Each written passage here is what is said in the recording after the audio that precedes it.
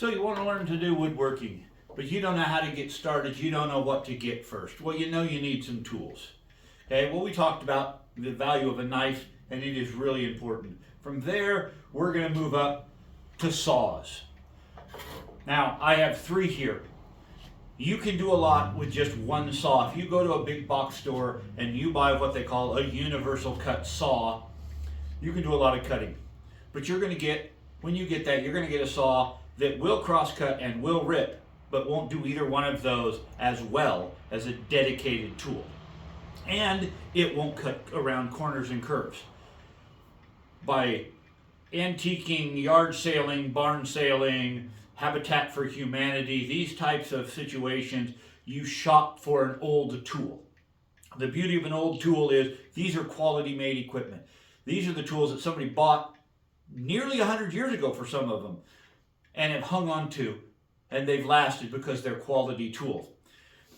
And you can pick them up for dimes on the dollar. $10, $12, $15 will get you a fabulous saw. Just needs to be cleaned up and sharpened a little bit and ready to go to work. So you will need a crosscut saw because you can take a piece of dimensional lumber that you buy at the big box store. You can cut it to the length you need to build your box, your shelf, whatever you want. You get yourself a rip saw. Rip saws are for cutting lengthways down the grain. You can make a wide board narrow. You can take a board like this, wide board like this, rip saw it into a narrow board like this. Okay? And get yourself a coping saw. And again, the old ones are better than the new ones. These blades are changeable. You just buy new blades.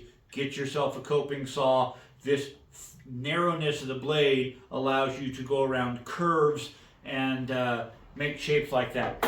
So saws. You need saws to do woodworking. So we're going to put these saws, I'm just going to lay them in here like this.